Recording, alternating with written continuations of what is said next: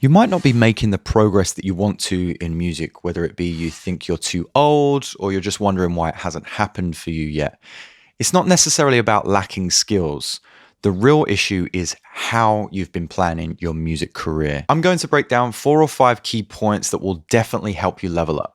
Let's dive into it. Right off the bat, you're thinking you need music theory. Sure, music theory helps, just like money and contacts might help when you're starting a business, but it's not integral. When it comes to the piano, I'm a Neanderthal. I can kind of find my way around the keys, but it's very slow progress. What has helped me the most in production is recognizing how to structure the tools inside the DAW to create the foundations of music that you envision. I have a bunch of videos on chord generators, melodic devices, mixing tools, routing templates. Spend some time collecting these tools. I've got a bunch for you ready over at the Patreon, or create your own. Once you understand them, start locking them into your workflow. You think you don't have the time. Before starting my YouTube educator career, I worked 8 hours at a college every day. And after hours, I did session drumming and I worked in a studio. To switch careers and go full time, I realized I had to put in just as many hours, if not more, than my day job. It seemed daunting at first, and my idea was that I thought every day I'm going to need to make beats to sell in the future, and I was going about it all wrong. This next bit is what really leveled up my progress, and it basically comes down to working smarter. I've talked about admin days in my YouTube episodes and at my one-to-one mentoring sessions, which you can book over at Patreon, and this is really where they come in handy. Anytime you have 30 minutes spare, collect folders of samples, instruments, and tools that you can quickly grab when you do have more time. It might be that on your lunch break, you make chord progressions or grooves or create drum racks, but over time, you're going to build a huge organized folder system with everything that you need on the fly. This next part will come in handy again later, but make sure that setting timers is part of your routine to ensure that you're working to a schedule and not wasting your time on doom scrolling. When you set a timer for an hour, you're more likely to make those 60 minutes count than when you don't set a timer and just mindlessly start creating chords. But also plan for those time sessions. During your commute, waiting for the bus, on the toilet, wherever it is, open your phone and make notes.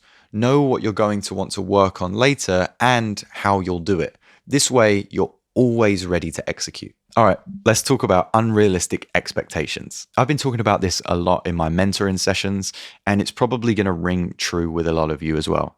Your goals are just too scattered and unrealistic.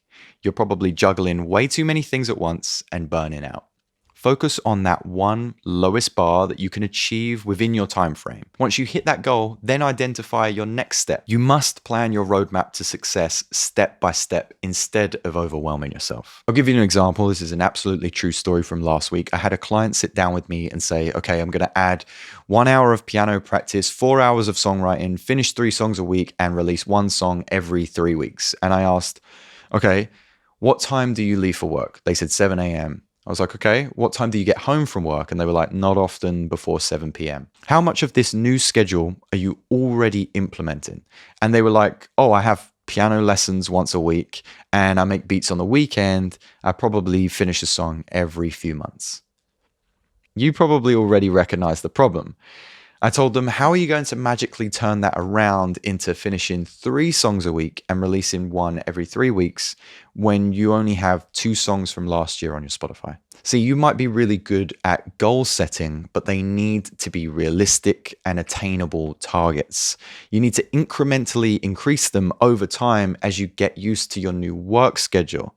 And this is the important bit. Remember to give yourself time to experiment. Your first plan isn't going to be the final roadmap. I used to make beats in the evenings, but I found out that I'm way more productive in the morning.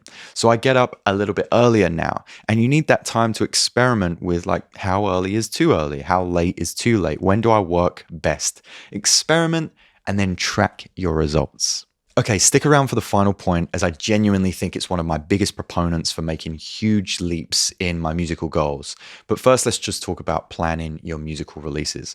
A lot of people disregard some of the promotion of their musical tracks. It's like you spend 6 months tweaking and editing the final mix of a song, to only spend 10 minutes on creating a story promotion on Instagram once the song drops. This video is sponsored by DistroKid, and I genuinely use them for all of my releases and music promotion. I ensure I use their hyperfollow page for my pre-save links and promo cards to highlight my releases, but I'll also use their canvas generator to ensure my tracks appear the most professional on Spotify, and I use Playlister to get the tracks in front of real people. My Lo-Fi Focus playlist is listed on there, and you can find my contact details. You want to make sure it's in front of real people and not on a botted playlist so you don't get banned. It all comes as part of your subscription. I've been subscribed for years, and if you want to join me on the platform, use the link in the description below because you'll get 7% off and you'll be supporting the show at no extra cost. It's greatly appreciated. All right, let's get to the final point. This is going to seem mundane, but it's awesome. Simply put, you haven't worked out your downfalls. Remember I mentioned timers before? When I first started playing in nightclubs, the first gig I ever played had a queue out the door and round the corner. It wasn't because I was playing, it was because they couldn't open the club on time because I was still dragging drums around the dance floor and it was a safety hazard. I knew I'd absolutely get the boot if I wasn't more time savvy. So I went home and I timed myself on how long it took to break down a drum kit and how long it took me to set it up. From then on, I knew exactly how early I had to arrive for sound check or rehearsals, and I could do this job in any condition. Of course, I noticed how easier this made my life, but also how much more of a professional it made me seem.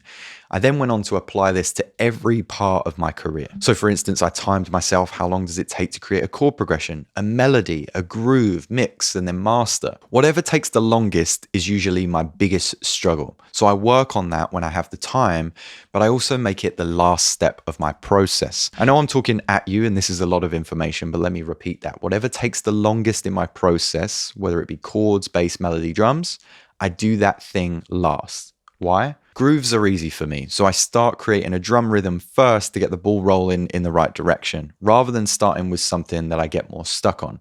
Starting with something you're not comfortable with is going to be a way slower progression, and it will leave you second guessing yourself. Starting strong will give you an air of confidence and have you populating the page quicker, which is also half the battle. So that's my 4 or 5 tips for helping you make progress in this musical career.